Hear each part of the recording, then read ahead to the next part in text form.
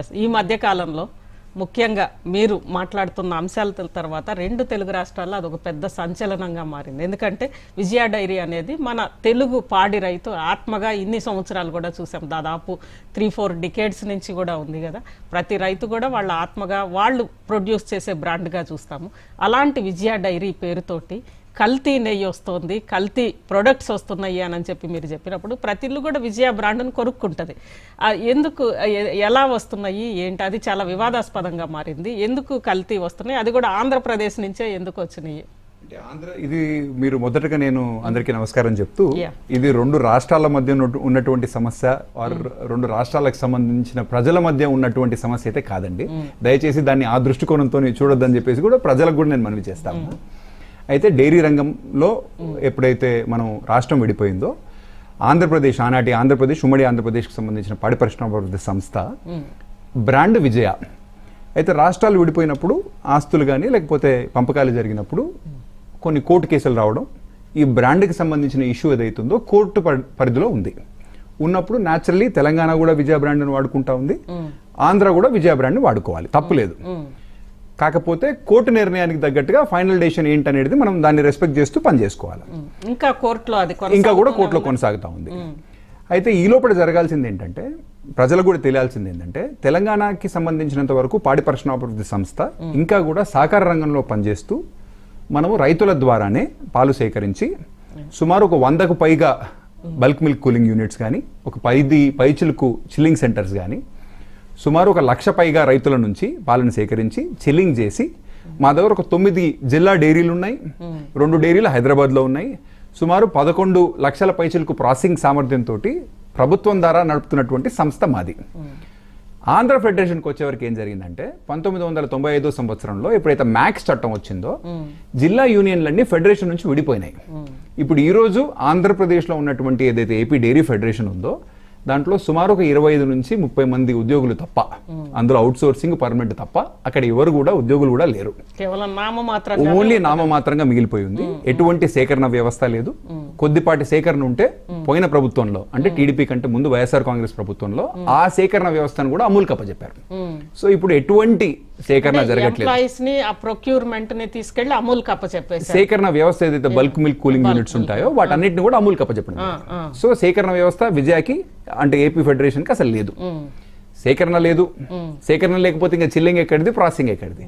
So dairy సామర్థ్యం కానీ, processing సామర్థ్యం కానీ, ఎటువంటి సామర్థ్యం కానీ ఏపీ ఫెడరేషన్ దగ్గర ఈరోజు లేదు. లేనప్పుడు ఏం చేస్తున్నారంటే, కొన్ని రోజుల పాటు ఏమీ చేయాల. ఈ మధ్య కాలంలో, అంటే గడిచిన 2-3 సంవత్సరాల మునిపే మా దగ్గర నుంచి, ఇక్కడ నుంచి హైదరాబాద్కి సంబంధించిన ఒక వ్యాపారి, ఒక దళారి ఏపీ ఫెడరేషన్ సంప్రదించి కొంతమంది ఉద్యోగులను ఏదో మేనేజ్ చేసినట్టుంది అప్పుడున్న ప్రభుత్వంలో, గత వైఎస్ఆర్ కాంగ్రెస్ ప్రభుత్వంలో.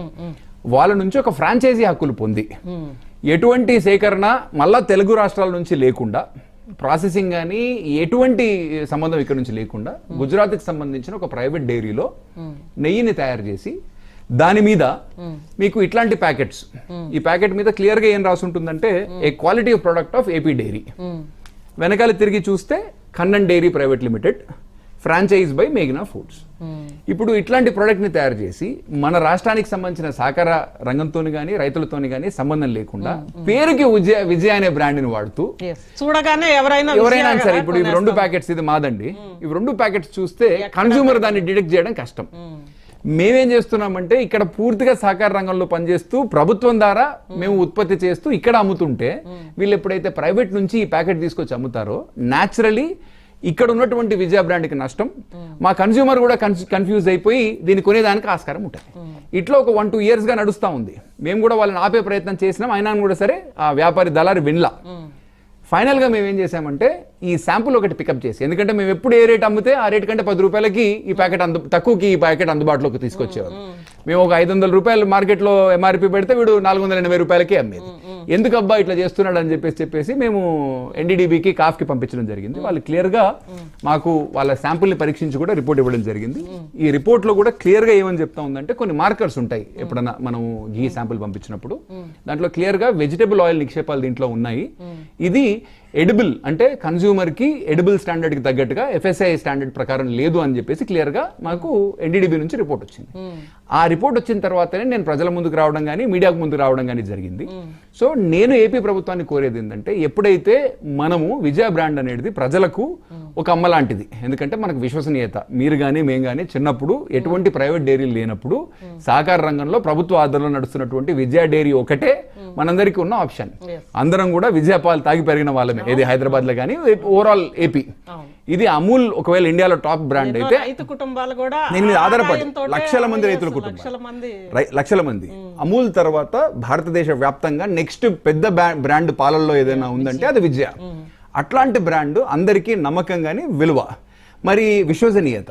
అట్లాంటి బ్రాండ్ని ఈరోజు మనం ప్రైవేట్ వాళ్ళ చేతుల్లో పెట్టి వాడు ఏది పడితే అది తయారు చేసి ఇట్లాంటి ఫ్రాంచైజీ మోడల్ అనేది దయచేసి ఇట్లాంటి వాటిని ఎంకరేజ్ చేయకండి. ఫ్రాంచైజీ అరేంజ్మెంట్స్ మీరు క్యాన్సిల్ చేసుకోండి. మీరు ఒకవేళ వ్యాపారం చేయదలుచుకుంటే మీరే సేకరించి మీరే ప్రాసెస్. ఎందుకంటే విజయ అంటే ప్రభుత్వ ముద్ర, గవర్నమెంట్ ఆఫ్ ఆంధ్రప్రదేశ్ ముద్ర ఉన్నట్టే విజయ అనేది కూడా ఒక ముద్ర. ఈ ముద్రని మీరు ఎవరికి పడితే వాళ్ళకి అప్పచెప్తే ఇది కరెక్ట్ కాదనే ఉద్దేశాన్ని మేము ప్రభుత్వం దృష్టికి తీసుకుపోవడం జరిగింది.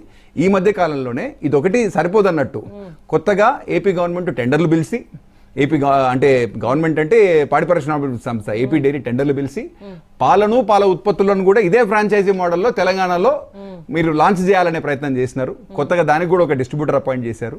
ఈ గడిచిన ఒక 4-5 రోజుల ముందే వాళ్ళు పాలను కూడా శాంపిల్స్ లాగా తయారు చేసి బయటికి పంపించారు. మేము ఆ శాంపిల్ని కూడా కలెక్ట్ చేశాం. కలెక్ట్ చేసి దాని వెనకాల కూడా చూసి ఎక్కడ తయారవుతున్నాయి ఈ పాలు అని చెప్పేసి చెప్తే వాళ్ళు ఒక హోలోగ్రామ్ పెట్టారు. దాన్ని స్కాన్ చేస్తే వెబ్సైట్ ఓపెన్ అవుతుంది. ఆ వెబ్సైట్ లో ఒక అడ్రస్ ఉంటుంది. ఆ అడ్రస్ వాళ్ళని కాంటాక్ట్ చేస్తే ఈ పాలు మేము ఇక్కడ తయారు చేయట్లేదు అని చెప్పేసి చెప్తున్నారు. కానీ ఫుడ్ సేఫ్టీ వాళ్ళ నార్మ్స్ ప్రకారం పాలు ఎక్కడ ఉత్పత్తి అయినా, పదార్థం ఎక్కడ ఉత్పత్తి అయినా మ్యానుఫ్యాక్చరింగ్ ప్లేస్ అనేది క్లియర్ గా రావాలి. ఎప్పుడైతే ఆ మ్యానుఫ్యాక్చరింగ్ ప్లేస్ వాళ్ళు ఎప్పుడైతే మేము ఇది ప్యాక్ చేయట్లేదు, మేము చేయలేదు అన్నప్పుడు మరి ఇది ఇక్కడి నుంచి తయారైంది, తయారైతున్న ప్లేస్ ఎందుకు దాస్తున్నారు, మరొకసారి ఇట్లాంటి వాళ్ళకు మీరు ఈ ఫ్రాంచైజీ హక్కులు ఎందుకు కల్పిస్తున్నారు, మళ్ళా మార్కెట్ లో ఇది ఒక కన్ఫ్యూజన్ అనమాట. సో ఇట్లాంటి కన్ఫ్యూజన్ అనేది రాకుండా దయచేసి ఏపీ ప్రభుత్వం అనేది ఫ్రాంచైజీ హక్కులు ప్రైవేట్ వ్యక్తులకు కల్పించి విజయకు ఉన్నటువంటి విశ్వసనీయత కానీ ప్రజలకు ఉన్నటువంటి నమ్మకాన్ని కానీ వమ్ము చేయొద్దని చెప్పి, ఎందుకంటే దీనివల్ల 2 నష్టాలు జరుగుతాయి. ఒకటి, కల్తీ ప్రొడక్ట్ కొనడం వల్ల కన్స్యూమర్ వినియోగదారులు, తెలుగు రాష్ట్రాలకు సంబంధించి హైదరాబాద్ లో అందరూ ఉంటారు, తెలుగు రాష్ట్రాలకు సంబంధించిన వినియోగదారులందరికీ కూడా ఆరోగ్యం చెడిపోయేదానికి అవకాశం ఉంటుంది. ఒకటి. 2, ఆరోగ్యం చెడిపోయినప్పుడు అరే విద్య కన్స్యూమ్ చేయడం వల్ల మనకు కొంచెం నష్టం జరిగిందే, మనం ఎందుకు వేరేది ట్రై చేయకూడదు అనే ఒక ఆలోచన వస్తుంది. దానివల్ల ఎవరికి నష్టం జరుగుతుంది? ఇంకా ప్రభుత్వ ఆధారంలో నడుస్తున్నటువంటి విజయ తెలంగాణకి నష్టం జరుగుతుంది, రైతుకు నష్టం. సో పాడి పరిశ్రమాభివృద్ధి సంస్థ చైర్మన్ గా నా బాధ్యత మా రైతాంగానికి సంబంధించిన ఇంట్రెస్ట్ కాపాడడం కానీ, సహకార రంగానికి సంబంధించిన ఇంట్రెస్ట్ ని కాపాడడం కానీ అది మా భుజస్కంధాల మీద ఉంటుంది, మా ప్రభుత్వం మీద ఉంటుంది. కాబట్టి ప్రజల దృష్టికి దీన్ని తీసుకెళ్లదామనే ఆలోచనతోని కానీ ఇంకొకటి కాదు. ఇక్కడ అమిత్ రెడ్డి గారు, ఎందుకంటే పాలు అనేది అత్యంత సున్నితమైన అంశం. ఈరోజు మనం రాజమండ్రిలో ఒక ఇన్సిడెంట్ చూసాం.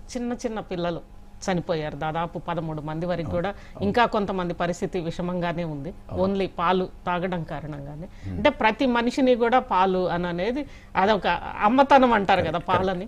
అలాంటి పాలు అందరు కూడా పవిత్రంగానో ఇష్టంగానో తీసుకునే పాలకి ఈరోజు మీ బ్రాండ్ తోటి, విజయ బ్రాండ్ తోటి, సరే ఫ్రాంచైజీ ఎవరు తీసుకుంటారో దాంట్లో కంట్రోల్ ఉండదు, పాలు ఎలా తయారవుతున్నాయో రోజు మేమే మహాన్యూసే కల్తీ మీద ఒక డ్రైవ్ చేస్తోంది, నెయ్యి కూడా అసలు ఇక్కడే చేసి చూస్తున్నాము. అలాంటి సందర్భాల్లో అలాంటి సంఘటన ఏదన్నా పొరపాటున విజయ పేరు మీద జరిగింది అనుకోండి, ఏంటి పరిస్థితి?